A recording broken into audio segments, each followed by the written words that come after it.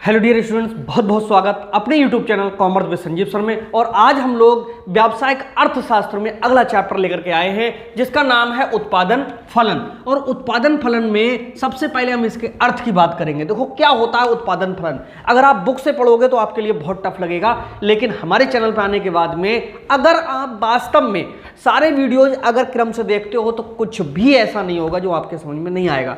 तो हम समझाते हैं उत्पादन फलन क्या होता है। देखो उत्पादन फलन दो शब्दों से मिलकर के बना है, उत्पादन प्लस फलन।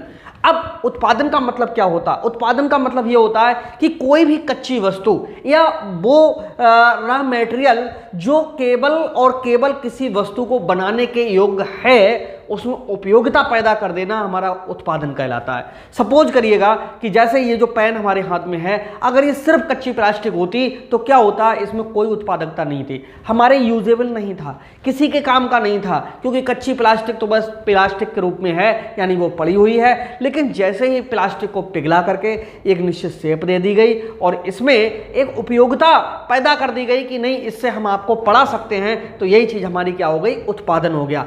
अब फलन कैसे कहते हैं? फलन का मतलब है कि उत्पादन के साधनों का ऐसा तालमेल, उत्पादन के साधनों का ऐसा तालमेल या उत्पादन के साधनों का ऐसा प्रयोग जिससे क्या होता है कि कम से कम खर्च के द्वारा अधिक से अधिक अच्छा परिणाम प्राप्त हो सके, या उत्पादन के साधनों का प्रयोग करने के बाद में जो हमें आउटपुट मिलता है, जो उत्पादन मिलता है, वही हमारा फलन कहलाता है। तो उत्पादन फलन एक ऐसी प्रक्रिया है, प्रोसेस है, जिसमें जो हमारी यूजेबल वस्तुएं होती हैं, भौतिक वस्तुएं होती हैं, इस संपूर्ण संसार में जो वस्तुएं हैं उनका उत्पादन के साधनों का भूमि, पूंजी, श्रम, साहस, संगठन का उचित मात्रा में प्रयोग करके अच्छे से अच्छे बेहतर रूप में जो प्रोडक्शन किया जाता है, इसी को हम उत्पादन फलन कहते हैं। और अच्छे के लिए इसकी जो है पीडीएफ है वो आपको देखनी होगी। और उत्पादन फलन की विशेषताएं मैं लिख देता हूं, मोस्ट इंपॉर्टेंट, बहुत पूछी जाती हैं। क्या है characteristics of the production function? अंग्रेजी में उत्पादन फलन को प्रोडक्शन फंक्शन कहते हैं। ओके ठीक। अब इसकी कैरेक्टरिस्टिक्स को देखते हैं। अगर किताब में देखोगे तो मुश्किल से 5 या 6 दी हुई होंगी, लेकिन हम आपको यहां पर 10 कैरेक्टरिस्टिक्स समझाते हैं। और देखिए कितनी इजी है।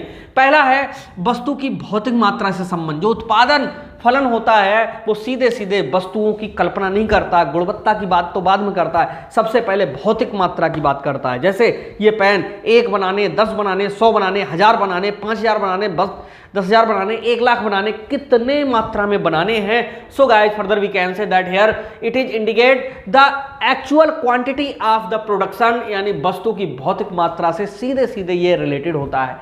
नेक्स्ट है इनपुट और आउटपुट के बीच में संबंध। देखो क्या होता है कि इनपुट और आउटपुट, इनपुट का मतलब क्या होता है, आउटपुट का मतलब क्या होता है। इनपुट का मतलब होता है कि हम किसी प्रोडक्शन में कितना कितना मटेरियल, कितनी लेबर, कितने एक्सपेंसेस डालें और उनसे किस तरह के परिणाम निकल के आते हैं, यानी उत्पादन निकल करके आता है। यही चीज हमारी इनपुट और आउटपुट कहलाती है। उत्पादन फलन इन्हीं दोनों के बीच में क्या रखता है, संबंध रखता है। हम विशेषताएं पढ़ रहे हैं। उत्पादन फलन की 2 विशेषताएं हो गई। पहला भौतिक वस्तुओं की मात्रा से संबंध रखता है, और दूसरी चीज है इनपुट और आउटपुट के बीच में संबंध है, यानी जितना अच्छा हम इनपुट डालेंगे उतना ही अच्छा क्या निकलेगा, आउटपुट निकलेगा। जैसे हम मार्केट से फैन लाते हो, आप क्या है लोकल कंपनी के भी फैन ले आते हो, कहते हैं हम कंपनी का फैन लेके आए। क्या मतलब है कंपनी का और लोकल में? भैया कोई ऐसा नहीं है कि लोकल क्या है और कंपनी क्या है। अरे भाई सारे के सारे जो फैन है वो कहाँ, फैक्ट्री में बन रहे हैं। अंतर बस किसका होता है, अंतर होता है किसका, इनपुट और आउटपुट का। जितनी अच्छी क्वालिटी का हम मटेरियल लगाएंगे उतनी अच्छी क्वालिटी का आउटपुट निकलेगा। जिसको तुम कहते हैं हम कंपनी का लेकर के आए, वो कुछ और नहीं, अच्छा मटेरियल लगा हुआ है, उसमें अच्छी क्वालिटी का बना हुआ है। नेक्स्ट है वस्तु की कीमत से कोई संबंध नहीं। देखो इसमें क्या होता है, जो उत्पादन फलन होता है इसमें वस्तु की कीमत से कोई मतलब नहीं होता है। आप जितने अच्छे मटेरियल डालोगे उतना ही अच्छा प्रोडक्शन निकलता चला जाएगा।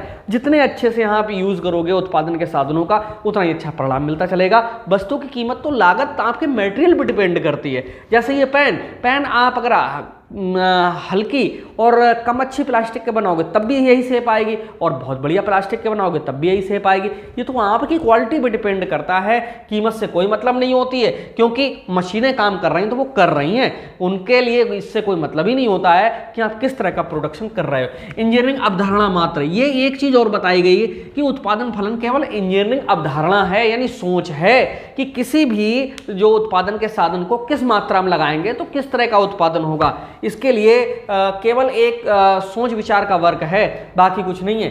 अगली विशेषता है समझने को तकनीकी ज्ञान की आवश्यकता। जो ये हम पढ़ रहे हैं उत्पादन फलन, ये देख रहे हैं अब भी बहुत से बच्चों के समझ में एकदम माइंड में क्लियर सेट नहीं हुआ होगा। क्यों? इसको समझने के लिए तकनीकी ज्ञान की जरूरत होती है।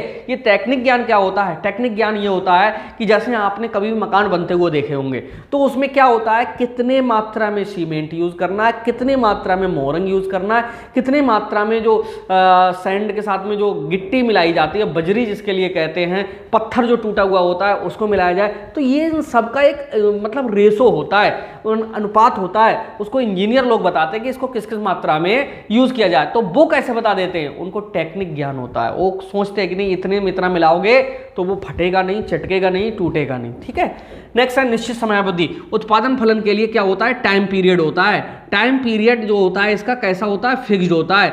अगर फिक्स्ड टाइम पीरियड में इसकी स्टडी की जाती है, क्योंकि इनपुट और आउटपुट ऐसा थोड़ी नहीं पूरे साल भर के लिए बैठे रहोगे, उसका टाइम पीरियड निश्चित कर दिया जाता है। नेक्स्ट है साधनों का परिवर्तन संभव। इसमें क्या होता है? साधनों को बदल बदल के भी देखा जाता है। जैसे मान लीजिएगा कोई प्रोडक्शन करना है, तो मान लीजिएगा एक मशीनों से करने में और 4 मशीनों से करने में कितना फर्क पड़ता है जाकर के, क्योंकि एक मशीन से हमें 1000 यूनिट बनाने और 4 मशीनों से 1000 यूनिट हम बनाए, खर्चा किसमें कम आएगा? अब आप सोचोगे 4 में 4 की लागत आएगी और 1 में 1 की लागत आएगी है, और एक जो है 4 गुने टाइम में बनाएंगे, 4 1 घंटे में बना देंगे। तो ऐसा यहाँ पर मैं बताऊँ, चौकीदार की चौकीदारी है, उनके इंश्योरेंस के खर्चे हैं, तमाम और खर्चे हैं, वो इन पर इफेक्ट डालते हैं। तो ये होता है साधनों का परिवर्तन संभव होना।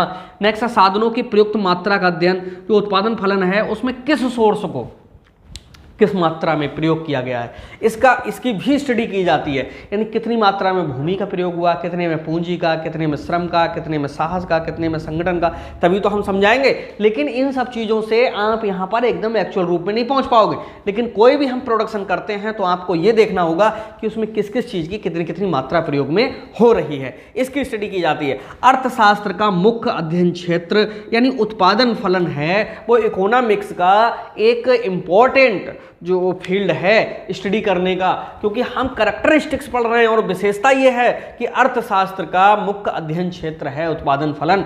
यानी उत्पादन फलन का मतलब सीधे उत्पादन से ले लो थोड़ी देर, यानी उत्पादन जो करना है वो इकोनॉमिक्स में ब्रीफली यानी विस्तार से स्टडी की जाती है इसकी। नेक्स्ट है उत्पादन की गुणवत्ता का अध्ययन, और इन सब चीज़ों का अध्ययन करने के साथ साथ में उत्पादन फलन में वस्तु की गुणवत्ता भी देखी जाती है कि किसी भी सोर्स का इनपुट देने से आउटपुट जो निकल रहा है वो किस क्वालिटी का निकल रहा है, कितना निकल रहा है, ये तो स्टडी होती है, लेकिन किस क्वालिटी का निकल रहा है ये भी स्टडी होती है। तो इस तरह से ये कैरेक्टरिस्टिक्स थी, और कितनी थी? 10 कैरेक्टरिस्टिक्स थी।